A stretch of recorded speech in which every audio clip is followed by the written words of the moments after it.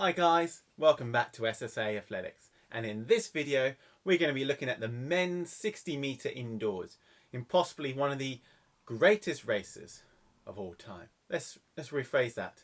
One of the most exciting races of all time. Okay, so why are we choosing this? Well, for an exceedingly great world performance? No. And what's the point watching this video? I'm Adam McCarthy and welcome to Not All-Time Great Performances. Bye! No, the reason why we're watching this is because of the multiple performances that are in this race that make this race super exciting. You don't know who's going to... As soon as the gun goes, you don't know who's going to win it. And it's excitement right to the very line. Okay, so people we're mainly looking at here is Marcel Jacobs, the best indoors at the moment. And he's pretty interesting because not only is he a quick starter, he is one of the fastest finishers in the history of athletics. Another guy we're going to try and look at is basically the Jamaican, but we're also going to look at the American and maybe some of the others athletes in this as well. Let's start the video. So we're already in the set position. I couldn't get ones before the start line so you can analyse what they're doing before. I try and analyse psychologically, if you can analyse psychologically what they might be thinking or anything they're doing beforehand. But here they are in the set position and they're off. Keeping low tight, the guy at the far end is going in, and then here we go. Marcel Jacobs taking, and they took him on the line to America. Okay, so the two Americans were hoping to get into the lead. The Jamaican at the far end didn't do too well. And it'll be interesting to see why that wasn't the case and how he's beaten pretty much by everyone else.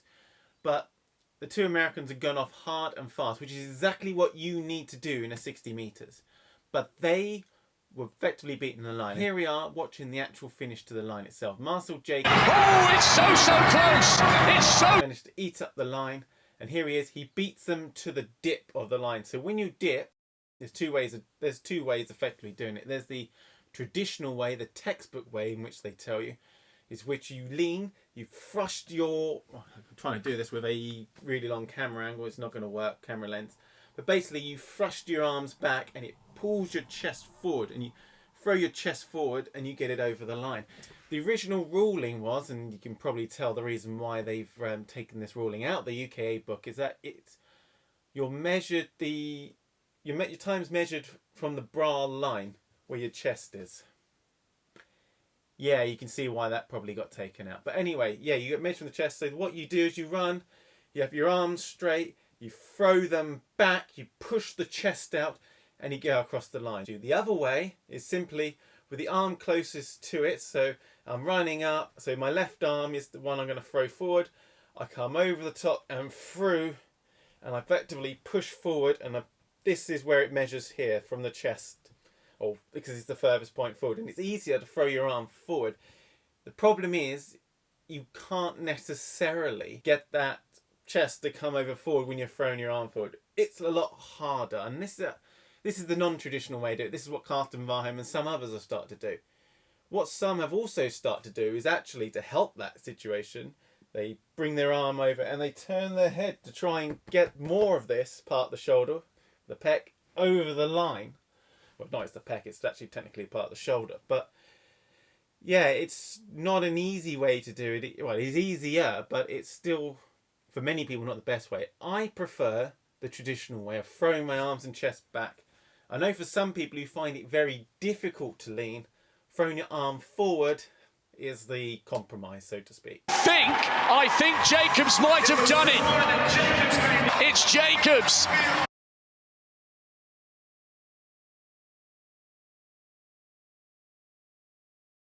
And what you can see here is Coleman and the Americans aren't too happy. It all depends on individuality and what you expect to get and what you expect will be good for you to get. If you're a winning athlete, for instance, to get second and third might be disappointing, especially if you're expecting to get first. For some athletes, doing well in their performance is a good performance in itself. You've got to have drive, you've got to have hunger, and you've got to have a desire to win. Appreciate your performance as well, because your career is also very short.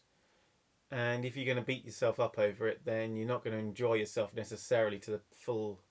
And appreciate that this is elite athletics. So 2%, well, it's 1% of athletes will make it to the Olympics, to Olympic level. So you are a minority of that one, of the vast majority of people in that sport, and a minority of that minority will make it and win medals.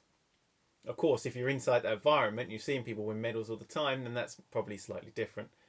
These American guys have got it harder because they are the best athletes in the world when it comes to sprinting, and they can only take 3 or 4 athletes. So if you're almost the best of the best to get through as an American in track and field athletics. So let's watch the start again. So here we are at the start. From their start positions, there's nothing really untoward. All the athletes are driven low with the exception of Coleman on the outside here. He's gone up.